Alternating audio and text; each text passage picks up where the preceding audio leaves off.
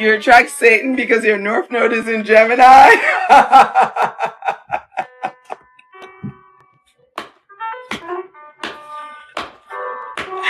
The Gemini jokes are ripping today. It looks like we started hot and spicy. Not Satan. Are Geminis that bad? Why do you guys hate Gemini so much? I actually like Gemini. I don't hate Gemini at all. Oh my God. Let's not open the Gemini hate because I know the floodgates are going to pour in. I just want you to keep in mind that not all Geminis will drive you crazy. Okay? Are there some out there that will? Yes. I've dated them. Yeah. Some of them, yeah. As far as me personally, for my long-term sanity and stability, I need to stay as far away from Gemini as possible. Far away as possible. So no, what I need in my life is watery, it's feelings, it's tears. I do not need none of that energy in my life. I'm plenty stimulated over here with my Aquarius rising. I'm good. So we're good there. Gemini is great for me for like projects, passion projects. Great. That's about it. You have to look at your chart to know who's good for you short term. And that's the other thing. For me, Gemini is great for like a short romance, but not long-term relationships. And in the past, when I've tried to make my one-night stand Geminis, I've never had a one-night stand, but you know what I mean? Like my short-term romance with Gemini into a long-term thing, it literally drove me insane. Okay? Because when you do the opposite of what your chart is asking you to do, you're going to suffer. So you need to look at your chart. You need to know which sign is in your 5th house. That sign is your one-night stand sign. That's a sign that you're going to have sparkles like fireworks with if you ever have a one-night stand. Fireworks. Yes, so for you is Taurus. Fireworks. Aquarius. Fireworks. Don't try to turn a one-night stand into a marriage. That's when you run into problems. Some energies are marriage energies in your chart. Some energies are fireworks energies. Marriage is not going to be fireworks every day, as it shouldn't be. Because otherwise you're not learning anything. Marriage is a school. It's a training. You're there to learn and evolve spiritually with your soul mate, your soul partner, your kindred spirit, whatever you want to call them. But it is a person that God has put in your path to get you to elevate, to grow, to mature. Okay? So yeah, 5th house, do not turn those people into your marriage. It's going to be a problem. I promise you that. And I can always tell when people were supposed to be hot and heavy and they get married and like I'm doing a reading with them. I'm like, really? You couldn't have just like had a good time and moved on? You had to take it home? You couldn't have left it over there? I don't say that, but that's what I'm thinking. Because really, sometimes you're just supposed to leave it there and move on with your life. Some of you don't know how to move on. See, this is why one-night stands are not good for everybody. Some of you do not know yourself enough to know that you're not a one-night stand type of person. That's the problem. Gemini North Node divorce. Yeah, Gemini's not supposed to be married. Unless they have a lot of marriage stuff in their chart. Yeah, marriage is not for you. Y'all need to stop trying to force marriage on everybody. Okay? Stop it. It's not for everybody. And it's not the goal. The goal of life and romance is not marriage. Marriage is a school for spiritual development. If you're not wanting to engage in that work, marriage is not for you. Are there any married people on this? You guys chime in. But that's what I've always understood. Because I grew up in the home where my parents were married. And I saw what a real marriage looks like. And it's not easy. And my parents love each other, but it's still not easy. I mean, a lot of people want marriage, but they don't want to do the work of the marriage. They think it should just like magically happen. They think it should just like They wake up and every day is like, and then some people get married and they're constantly cheating on their spouse. I'm like, my guy, why are you here? Why are you here? If all you wanted to do was to be running through the village and pass it around to every woman that you see, then why don't you just do that? Nobody asked you to do this. Nobody asked you to do this. Like, marriage is not the mafia. You can get out. You can get out. But when you marry the right person for you, you don't want to get out because you can't even imagine not being with them. And it's not because you can't live without them physically. It's because, like, they are a part of you now, which is very different, right? Spiritually, they're a part of you. They're a part of your journey now. So your souls are intertwined. Your stories are now intertwined.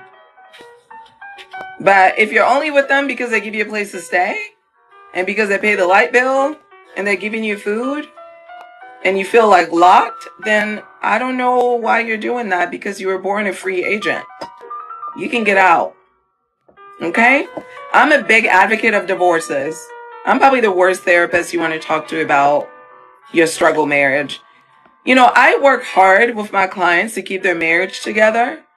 But when it becomes clear to me that the marriage is not healthy, I'm not going to be going gung-ho for your weak ass, shaky ass, unstable ass, crazy making ass, dysfunctional ass, terrorizing the children ass marriage. I'm not, because marriage is not forced labor. Okay? I am a huge advocate for divorces. That's why in this civilized society, there's paperwork you can fill out. Go fill out that paperwork and get the fuck on with your life. Those children do not deserve to live in this terrorizing household just because you are a coward. Just because you're a coward. You're an adult. Own your responsibilities. We all make shitty decisions. All of us. It's like, and sometimes the decision was great then. It doesn't have to be shitty. Sometimes it was great then. Sometimes it was great in the 90s. In the 90s, that marriage was banging. In the 2000s, killing the marriage game. Killing it. And then we got to 2020, and the virus came, and everything changed. And the marriage is not what it was. Okay? I like keeping families together. I grew up in a 2-parent home. Let's work on the marriage. But at some point, the resources that are between those two people is not enough for the marriage to be healthy and stable. At that point, I need you to be a grown-up, put your big girl panties on, and go sign those papers. Their children will be fine. But you know what their children will never recover from? The version of marriage that you gave them. Children that grew up in an abusive and toxic home with domestic violence, they never recover from that. They don't. They never forget either. And the terror of that, the terror. It's the terror they don't overcome. It's the screams. It's the screams. It's hiding behind the door and closing their ears, hoping that their hands are big enough to muffle all of the ugly sounds because they're afraid mom is going to die. That is what children don't recover from. But children can adjust to 2 healthy parents living in 2 separate households that co-parent. They can do that just fine. So yes, I have no problems telling people to find the door when it's time to find the door. I've seen way too many abused children in way too many abused households in my career to play about that. That's one thing I don't play about when it comes to children. Because they didn't ask for this. They didn't ask for this. It's not their fault you and your partner can't figure it out. And it's like you're destroying your own mental health too in the process. Like, you're ruining yourself. You're not yourself. You're ruining your kids. The entire family is dysfunctional. Nobody's happy. What is happening here? You're doing all of that for what? So that society can give you a badge of honor? Like, I don't know. You think you get a trophy or something at the end of life? Like, oh, that's great. Like, I understand it's like honorable, at your funeral when they say, so-and-so has been partnered with so-and-so for 50 years, and they have 3 children, and they have 17 grandchildren, and 18 great-grandchildren. I get it. I get that there is something honorable about people reading at your funeral the story of your life, and them saying that you've been married to the same person for 40 years. I get tradition. I understand it. But the reason I am an Aquarius rising and a Capricorn South node is because intuitively my spirit knows that tradition can also be very hurtful if you don't keep it in check. You don't need to get married to have credit. You're just as valuable as everybody else, okay? We need to question tradition. That's why I'm so glad about Gen Z. I feel like this generation has gotten to a point where they understand that relationships don't have to be just one way. And I'm very impressed with them, honestly. I think they're much further ahead than we are. So I have a little sister who's Gen Z, and she was telling me that she met with this girl who is 18, and they were hanging out, and the girl was telling her that she just came out of a poly relationship. And I was so dumbfounded by that. I was like, wow, when I was 18, I don't even think I knew what a poly relationship was. You know what I mean? I don't even think I was that advanced, I just think it's cool that these kids are writing their own rules, that they're not forcing marriage on themselves or forcing it, as a society. They're not accepting monogamy as the only way of existence. You know what I mean? Verette said she found out at 33 what poly was.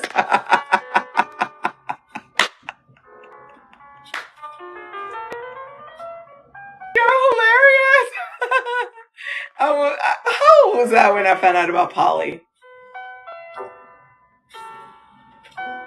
I don't know. I've always known about polygamy because obviously being from Africa, most of us came from polygamous marriages. My grandfathers on both sides were polygamous.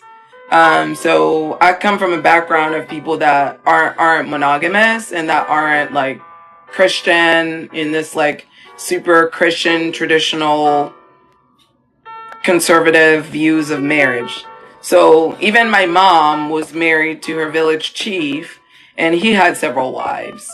So I come from a polygamous background, so I've never really viewed marriage as something that needed to be what the the Bible indicates that it should be, which is what Westerners embrace as the norm.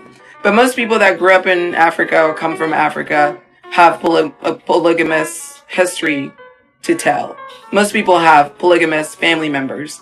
Most of them have fathers who have other wives, and they have other half brothers and sisters, and it's not weird to us. When I think about it, I think a lot of you guys are also in polygamous relationships. You're just ashamed about it. Because if this guy had a baby with you, but he wasn't really with you, but he was with her, and he had another baby with her, but then he married the other one, what do you call that? He was seeing all of you at the same time. You don't want to call it my way because you think my way is trash, but the lifestyle that you're living is exactly like my way. But the only difference between my way and your way is that my way is more formal, and he's financially responsible for all these women. And he actually takes care of all these children. Financially. He doesn't have to be dragged to court to do it. Because that's the agreement. He married all of them, and he agreed to take care of all of them. So, I'm just saying, if he's having kids with her and her and her, community property, right? Community property. And there's nothing wrong with community property, okay? Not everybody's supposed to be a one-woman type of person until they die, is all I'm getting to. Look to your Venus to see what kind of lover you are. What do you need to feel safe? Me, personally, I can do it. I just don't have it in me. I just absolutely could not. I think trying to force myself to be that way would drive me insane. I just cannot do it. I don't know how I'm supposed to open my heart to like multiple people at the same time. I'm still working on opening up my heart to one person. Sag Venus, yeah, you could probably do it. Venus and Scorpio, not happening. Exactly. Venus and Capricorn ain't happening. Do you know how long it takes me to open my heart? Let alone spread? No ma'am. No ma'am. This is why I love Scorpio energy. This is why I love Venus and Scorpio. I feel like we understand each other. It's like, and besides, if it's good, like, why are we trying to share it? One too many. Lilith and Scorpio, I ain't doing it. Mine. And for me, it's not even like mine. It's like, what do you need? Maybe I'm too cocky. Maybe it's my Aquarius energy and Capricorn. Maybe I'm too cocky. I'm like, what do you need? Like, what do you need? Because it's all right here. I'm confused. Why would you even? Nah, ain't no way. Ain't no way you're telling me you're not getting what you need. Ain't no way. No, it ain't happening. Because I know what I bring to the table. For more astrology content, you may follow all of our YouTube astrology channels. The first one being at Intuitive Healing for Astrology 101, at Styled under Libra for Love, at Astrology Weekly for Horoscopes and Manifestation, and lastly at Styled under Virgo for Medical Astrology. You may check out intuitivehealing.com for astrology readings as well as healing crystals. And make sure to check out our manifestation group on Patreon at patreon.com/intuitivehealing. Catch you soon on the next video.